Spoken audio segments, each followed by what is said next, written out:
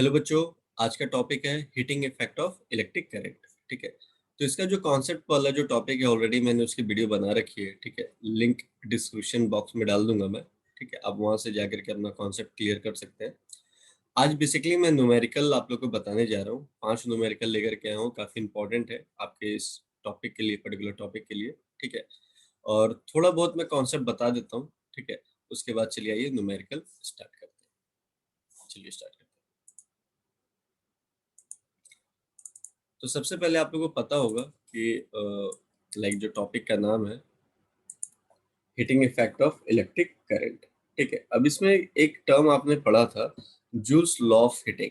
ये joules law of heating होता क्या है? तो आइए पहले सबसे पहले टॉपिक का नाम स्क्रीन पे लिख देता हूँ मैं। Heating effect of current. ठीक है, तो यहाँ पे हम लोगों ने एक ड्राइव करा था, एक फार्मूला क्या था, H equals to I square into R into T. इसी को बोलते हैं क्या, जूल्स लॉ ऑफ हीटिंग। क्या बोलते हैं इसको? Joules law of heating. ठीक है, अब इसका मतलब क्या हुआ, ये यहाँ पे ये कहना चाह रहा है कि H जो है वो डायरेक्टली प्रोपोर्शनल है आई स्क्वायर के। H जो है वो डायरेक्टली प्रोपोर्शनल है आर के। H जो है वो डायरेक्टली प्रोपोर्शनल है टी के, है ना। जहाँ पे I जो है करंट है, R रेजिस्टेंस है और T टाइम है। ठीक है, तो इसका मतलब क्या हुआ? इसका मतलब ये हुआ कि जैसे मान लो दो कंडक्टर ले लिया मैंने। ठीक है, एग्जांपल देके समझाता हूँ। ये दो कंडक्टर है। ठीक है, अगर मैंने बोला इसमें आई करंट फ्लो कर रहा है, ठीक है, आर रेजिस्टेंस है, एच हीटिंग प्रोड्यूस हो रहा है टी टाइम पे। ठीक है, तो आपको बताना है कि ये जो दूसरा कंडक्टर है जिसपे 2i करंट फ्लो कर रहा है, इसका रेजिस्टेंस R/2 है, टाइम t, दोनों में टाइम सेम है, बट आपको बताना है कि हीट, जो नया हीट जो प्रोड्यूस हो रहा है वो कितना प्रोड्यूस हो रहा है। तो आप कैसे बताओगे? तो जब आपको I, R, H, T ये गिवन दिया हुआ है तो इसके अकॉर्डिंग हम बोल सकते हैं H equals to I square into R into T लगेगा इस पे, है ना। और यहाँ पे क्या लगेगा? यहाँ पे भी सेम फॉर्मूला लगेगा, एच डैश इक्वल्स टू क्या होगा, I square into R into T. But यहाँ पे आई कितना है? आई हमारा है 2i, है ना। तो यहाँ पे हो गया 2i का स्क्वायर। आर कितना है? R/2। और टाइम कितना है? टी ही है टाइम, है ना। इंटू प्लस लिख दिया। ठीक है, अब क्या होगा, ये क्या हो जाएगा, 4i स्क्वायर। ठीक है, इंटू R/2 इंटू टी। तो ये 2 2 जा 4, है ना। तो ये कितना हो गया, 2i square into R into T. तो ये I square R into T है क्या, एच है। तो यहाँ पे हम लोग लिख सकते हैं 2h, मतलब देयर फोर एच डैश जो हमारा न्यू हीट प्रोड्यूस हो रहा है वो 2h के बराबर हो रहा है। आई होप ये कॉन्सेप्ट आप लोग को क्लियर हुआ होगा। ठीक है, तो चलिए आइए न्यूमेरिकल हम लोग स्टार्ट करते हैं। ठीक है, तो सबसे पहले आप लोगों को मैं न्यूमेरिकल शो कर देता हूँ। 5 क्वेश्चन है, तो जो भी बच्चे इस टॉपिक को अच्छे से कर रखे हैं तैयारी, तो सबसे पहले वो वीडियो को पॉज करके खुद से ट्राई करें। अगर हो जाता है तो वेल एंड गुड, नहीं होता है तो फिर आप वीडियो को आगे देख सकते हैं। अगर हो गया है फिर भी आंसर मैच करने के लिए आपको देखना पड़ेगा इसको। ठीक है, ये देखिए आप लोग स्क्रीनशॉट ले लो सबसे पहले। ठीक है, ले लिया आपने। चलो स्टार्ट करते हैं। अच्छा हाँ, इसके पहले कुछ एप्लीकेशन भी हैं हीटिंग इफेक्ट के, वो आप लोगों को पता ही होगा कि क्या नाम है। अगर आपका हीटिंग इफेक्ट का सबसे बेहतरीन application day to day life में आप टोस्टर यूज़ करते हैं, इलेक्ट्रिक आयरन जो प्रेस करने वाला होता है वो भी इसका अच्छा एग्जांपल है, बल्ब हो गया, लैंप्स हो गए, है ना। और सबसे सेफ्टी पर्पस के लिए हम लोग यूज़ करते हैं जो कि हमारा इलेक्ट्रिक फ्यूज होता है उसमें, है ना, जो कि कॉपर वायर का लगा होता है, क्योंकि उसका क्या होता है, मेल्टिंग पॉइंट लो होता है। अगर ज़्यादा करंट अगर फ्लो हो गया तो वो क्या हो जाएगा, ब्रेक कर जाएगा। ब्रेक कर जाएगा तो आपका पूरा घर शॉर्ट सर्किट से बचा देगा वो। है ना। तो ये सारी चीजें मैंने बता रखी है अपने वीडियो पे, तो आप वहाँ पे जाइएगा, देखिएगा, तो सारा कॉन्सेप्ट क्लियर हो जाएगा। ठीक है, चलिए आइए न्यूमेरिकल पर फोकस करते हैं। तो पहला क्वेश्चन क्या कह रहा है कि a 5 ohm resistor is connected across the battery of 6 volt. Calculate पहला the current flowing through the resistor, काफी इजी है, ohms law के थ्रू कर लेंगे। और दूसरा the energy that dissipates as heat in 10 second. चलिए कोई बड़ा बात नहीं है, आइए चलिए देखते हैं कैसे बनेगा ये। पहला क्वेश्चन, तो फर्स्ट क्वेश्चन मैं बताने जा रहा हूँ आप लोगों को। ठीक है, तो जो देखिए, कभी भी एग्जाम में आप क्वेश्चन करने जाओ तो सबसे पहले लिख लो क्या क्या गिवन दे रखा है। तो आर हमें गिवन दे रखा है 5 ओम, टी हमें गिवन दे रखा है 10 सेकेंड, है ना। फिर आपको वी दे रखा है 6 वोल्ट। ठीक है, अब हम लोग क्या करेंगे यहाँ पे, पहला जो क्वेश्चन आपको बोला था निकालने के लिए, दैट इज वहाँ पे फॉर्मूला लगा देंगे v equals to I R. ठीक है, हमें आई बोला था निकालने के लिए, तो क्या हो जाएगा बी अपॉन आर। v की वैल्यू दे रखी थी 6 और r की वैल्यू दे रखी थी 5, तो इसको फाइंड आउट कर लेंगे 1.2 एम्पियर। ठीक है, हम स्लो लगा के कर लिया। सेकेंड क्वेश्चन आपसे हीट प्रोड्यूस वाला पूछ रहा था, तो एच का फॉर्मूला भी हम लोगों ने पढ़ा था, आई स्क्वायर आर इंटू टी। बस वैल्यू पुट कर दो, आई हमारा निकल गया 1.2 का होल स्क्वायर इंटू आर हमें दे रखा 5 इंटू 10। ठीक है, तो ये इसका स्क्वायर करोगे तो 1.44 इंटू हो गया 50, जब इसको मल्टीप्लाई करोगे तो आएगा 72 जूल। एकदम इजी था, ये भी फार्मूला बेस्ड क्वेश्चन था, ये भी फार्मूला बेस्ड क्वेश्चन था। तो ठीक है, चलो सेकंड क्वेश्चन देखते हैं।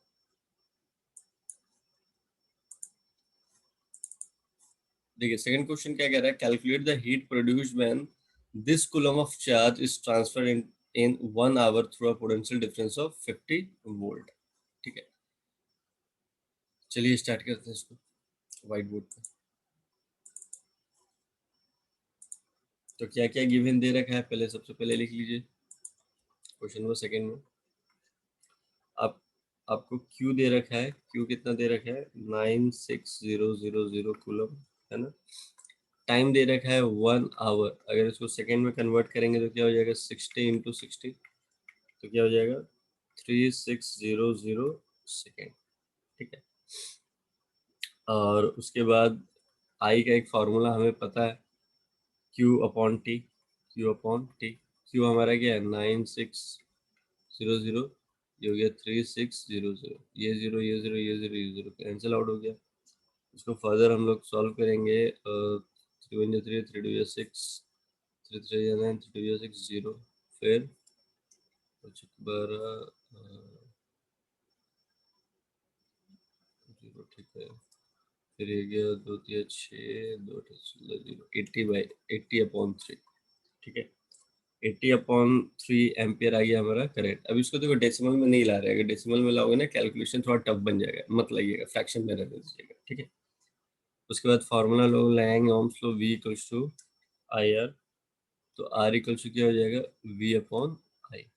तो v क्या कितना दे रखा है हमारा 50, आई अभी हम लोगों ने निकाला 80/3, 3 ऊपर जाके मल्टीप्लाई हो जाएगा, तो नीचे हमारा 80 है ना, जीरो जीरो कैंसिल आउट हो गया, 15/8। इसको भी फ्रैक्शन में हम लोग रहने देंगे। ठीक है, अब हमको फॉर्मूला पता है जूल्स लॉ ऑफ हीटिंग वाला, क्या होता है H equals to I square into R into T. तो आई हमें दे रखा है 80/3 का होल स्क्वायर इंटू आर भी निकल गया 15/8 इंटू टी कितना दे रखा है, टी हमारे ये इतना दे रखा है। ठीक है, तो इसको क्या ले सकते हैं 80 × 80/3 इंटू 3, 15/8 इंटू 3600 लिख सकते हैं ऐसे। अब हम लोग क्या करेंगे, 3 × 5 = 15, ये हो गया 3 × 3 = 6 0 0, फिर ये 10 है ना। तो इसको मल्टीप्लाई करना है आपको, 10 × 80 × 5 × 1200। जब इसको मल्टीप्लाई करोगे तो आंसर आएगा 480000। करके आप लोग देख लेना, अगर आता है तो वेल एंड गुड, ये 48 है। ठीक, आगे समझ में कॉन्सेप्ट। चलिए थर्ड क्वेश्चन पे चलते हैं। थर्ड क्वेश्चन कह रहा है two devices connected to the same voltage across the 200 volt are operated for the 30 second each. The device P draws the 2 ampere current and the Q draws 1 ampere current. In which of the devices heat produces more?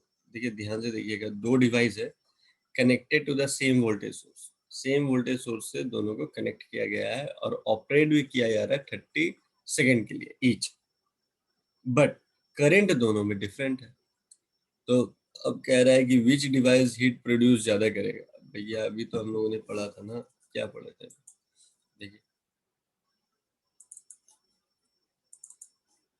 अभी हम लोगों ने starting में पढ़ा था, क्या पढ़ा था स्टार्टिंग में कि एच जो है वो डायरेक्टली प्रोपोर्शनल किसके होता है, आई स्क्वायर के। मतलब अगर हम करंट बढ़ाएंगे तो क्या बढ़ेगा, हीट भी बढ़ेगा ना। तो अब देखिए ध्यान से, चलिए अब आ जाते हैं हम लोग अपने न्यू स्लाइड में, क्वेश्चन नंबर थर्ड के लिए। अभी हम लोगों ने क्या पढ़ा था, H is directly proportional to I square, है ना, या आई भी लिख सकते हो, ठीक है। मतलब क्या हुआ कि अगर करंट बढ़ेगा तो हीट भी बढ़ेगा, है ना। तो जो हमारा पी डिवाइस है उसमें 2 एम्पियर का करंट फ्लो कर रहा है, क्यू जो डिवाइस है उसमें 1 एम्पियर का करंट फ्लो कर रहा है ना। तो किस में ज्यादा करंट फ्लो कर रहा है, यहाँ पे ज्यादा करंट फ्लो कर रहा है। तो यहाँ पे जब ज्यादा करंट फ्लो कर रहा है तो हीट भी तो यही ज्यादा प्रोड्यूस करेगा ना। तो देयरफॉर लिख देंगे device P heat produce more, heat produce, simple सा, ठीक। चलिए नेक्स्ट क्वेश्चन चलते हैं, क्वेश्चन नंबर फोर्थ। कह रहा है two devices of rating this and this are connected in series, the combination is connected across the 440 volt mains, the fuse of which two devices likely to burn when the switch is on. तो अब burn कौन कर सकता है, जिसका resistance ज्यादा होगा, resistance ज्यादा होगा तो हीट ज्यादा प्रोड्यूस करेगा, है ना। जिस भी डिवाइसेस का रेजिस्टेंस ज्यादा होगा तो हीट ज्यादा प्रोड्यूस करेगा, वो बर्न कर जाएगा, ठीक है।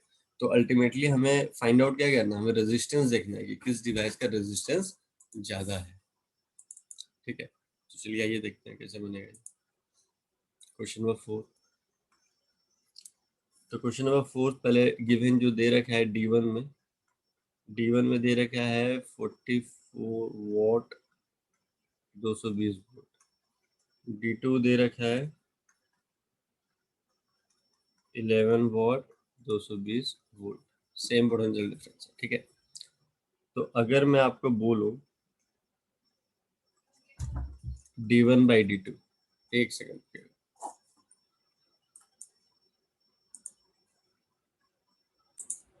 अरे बच्चों एक थोड़ी टेक्निकल प्रॉब्लम आ गई थी, चलिए कोई इशू नहीं है।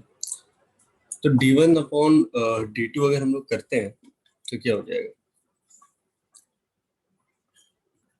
H1/H2 करना पड़ेगा।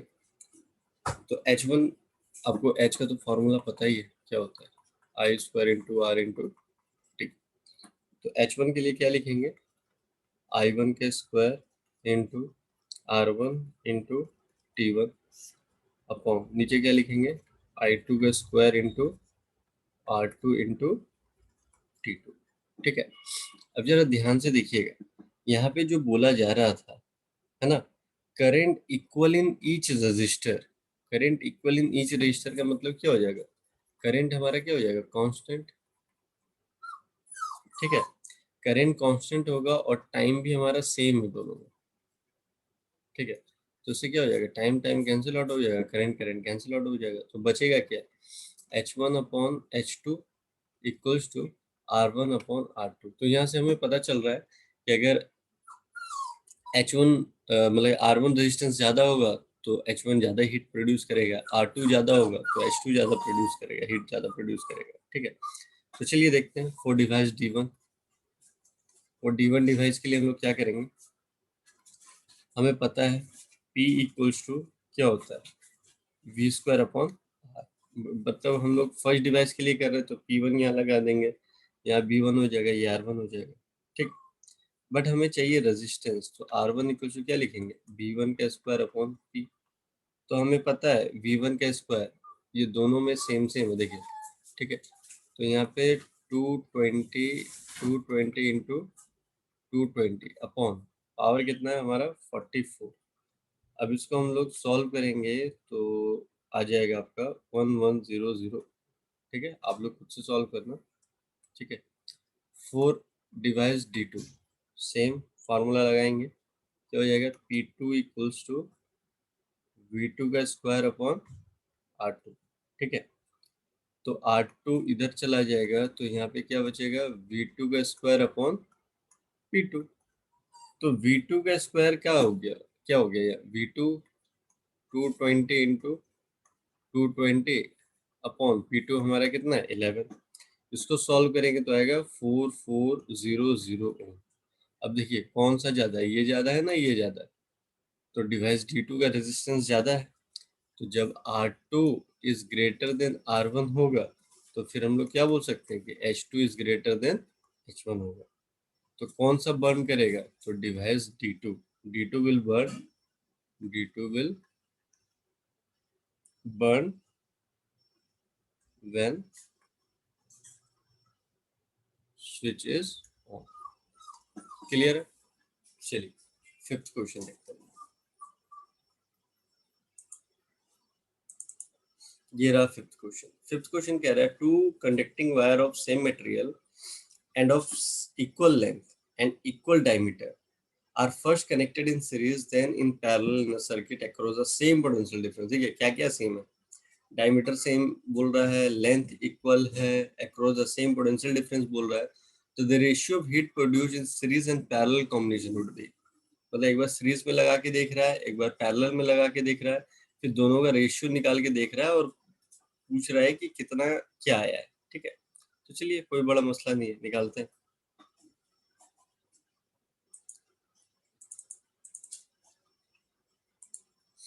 देखिए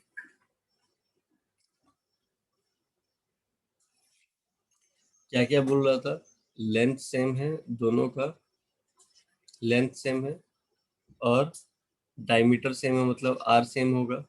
ठीक है, और क्या सेम बोल रहा था, पोटेंशियल दोनों का सेम है ना।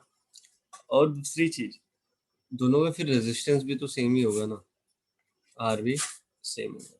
ठीक है, चलिए करते हैं case 1 and case 2। Case 1 and case 2।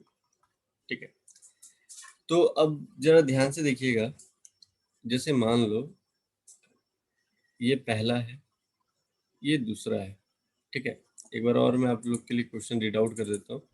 कह रहा है two conducting wires of same material, same material का अगर मान लो एक कॉपर का है तो दूसरा भी कॉपर का ही होगा। ठीक है, of equal length equal diameter.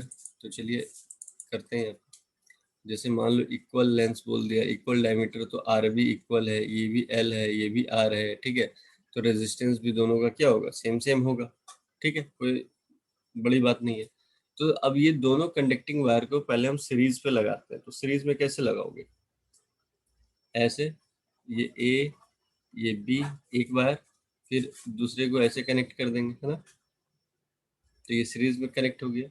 अब इसको पोटेंशियल डिफरेंस प्रोवाइड कर देंगे। ठीक है, चलिए अब जरा ध्यान से देखिएगा, इक्विवेलेंट अगर सीरीज कॉम्बिनेशन है तो अगर मुझे इक्विवेलेंट रेजिस्टेंस निकालना है तो क्या करते थे, तो आर डैश यहाँ पे लिख देते हैं, आर डैश इक्वल टू क्या लिखते थे, R1 प्लस R2। ठीक है, तो R1 प्लस R2 दोनों का रेजिस्टेंस क्या सेम सेम है, तो R प्लस R तो क्या हो जाएगा 2R। ठीक है, इसके बाद अभी हम लोगों ने क्या पढ़ा था, हीटिंग वाला, H S equal to series के लिए एस लगा दिया यहाँ पे, I square into R dash into T कर देंगे। ठीक है, तो आई की जगह हम लोग क्या लिख सकते हैं, वी अपॉन आर लिख सकते हैं according to the Ohm's law. तो वी अपॉन आर डैश का square into R dash into T. ठीक है, अब क्या लिखेंगे यहाँ पे, ये हो जाएगा v का स्क्वायर, यहाँ पे हो जाएगा आर डैश का square into R dash into T. R dash से एक आर डैश कैंसिल आउट हो गया, तो यहाँ पे आया आपके पास V square upon R dash into T. तो आर डैश का वैल्यू हम लोग क्या निकाल रखे हैं, 2r, तो V square upon 2r into T. ये हमारा केस 1 का हो गया जब हम लोगों ने सीरीज में कनेक्ट करा। ठीक है, जब हम लोग पैरेलल कनेक्ट करेंगे तो क्या होगा, ये कंडक्टिंग वायर है, ये कंडक्टिंग वायर है, अब दोनों को पैरेलल में कनेक्ट कर दिया। ठीक है, अब दे दिए पोटेंशियल डिफरेंस, ये भी आपका, ये ए हो जाएगा, ये बी हो जाएगा, ये सी हो जाएगा, ये डी हो जाएगा। ठीक है, चलिए पैरेलल में हम लोग कैसे निकालते थे आर इक्विवेलेंट, तो 1/r डबल डैश दे देते हैं इसको, तो यहाँ पे क्या लिखेंगे 1/r प्लस 1/r, तो यहाँ मैं डायरेक्टली सॉल्व करके लिख देता हूँ, लोग सॉल्व कर लेना, यहाँ पे आ जाएगा 2/r। तो अगर रेसिप्रोकल करेंगे तो r डबल डैश हो जाएगा r/। ठीक है, अब हीटिंग वाला फार्मूला लगा देंगे पैरेलल के लिए, तो क्या हो जाएगा I square into R double dash into T. तो आई का फार्मूला क्या हो जाएगा, अब जरा ध्यान से देखना, यहाँ पे है ना आई डैश ही कर दो, यहाँ पे आई डैश कर दो, यहाँ पे आई डबल डैश कर दो, क्यों कर दो मैं बताता हूँ। अगर जैसे Ohm's law V equals to I R लिया, ठीक है, तो अगर मुझे यहाँ पे किसकी वैल्यू पुट करनी पड़ रही आई, तो अगर आई डैश करूंगा तो V upon R, V dash क्यों नहीं कर रहा हूँ, क्योंकि दोनों में सेम पोटेंशियल डिफरेंस दे रहा है। ठीक है, सेम पोटेंशियल डिफरेंस है तो रेजिस्टेंस भी सेम हो रहा है, बट हम लोग यहाँ पे क्या निकाल रहे हैं सीरीज के लिए और यहाँ पैरेलल के लिए, तो आर इक्विवेलेंट दोनों का अलग अलग आएगा, तो यहाँ पे हम लोग आर डैश कर देंगे। है समझ में, क्लियर है। चलो, तो यहाँ पे क्या लिखेंगे हम लोग, V upon R double dash का square into R double dash into T, तो ये हो गया V square upon R double dash का square into R double dash into T. तो ये आर डबल डैश से एक R double dash cancel out हो गया, तो बचेगा क्या, यहाँ पे लिख देता हूँ, तो यहाँ वो V square upon R double dash into T. तो आर डबल डैश का वैल्यू तो r/2 निकाल ही लिया हम लोगों ने, यहाँ पे हो गया r/2 इंटू टी, टू ऊपर चला जाएगा, 2v² upon r into T. ये किसके लिए आया है, ये पैरेलल के लिए आया है, ये किसके लिए आया है, ये सीरीज के लिए आया है। क्वेश्चन में क्या क्या आ रहा था वो भी एक बार देख लो। क्वेश्चन में क्या कह रहा था, the ratio of heat produce in series and parallel combination would be, तो रेशियो निकालना है दोनों। ठीक है, रेशियो निकालते हैं, तो रेशियो क्या है HS अपॉन HP। तो HS में हमारा क्या दे रखा है, HS कितना आ रखा है, ये देखिए HS आ रखा है v² upon 2r into T, v² upon 2r into T, है ना। और HP हमारा कितना आ रखा है वो देखिए, HP आ रखा है 2v² upon r into T, 2v² upon r into T, T से टी कैंसिल आउट कर लो। ठीक है, अब इसको कैसे, v² अपॉन 2r इंटू, ये r ऊपर चला जाएगा और ये 2v² इधर आ जाएगा, ये r से r कैंसिल आउट हो गया, v² कैंसिल आउट हो गया, आंसर क्या आ गया 1/4। तो ये हो गया फाइनल आंसर। ठीक है, I hope step by step मैंने बताया आप लोगों को समझ में भी आया होगा।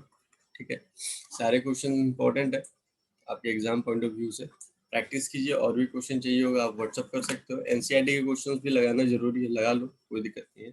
ठीक है, फिर मिलते हैं नेक्स्ट क्लास में न्यू टॉपिक के साथ, न्यू कॉन्सेप्ट के साथ। Till then bye bye, take care.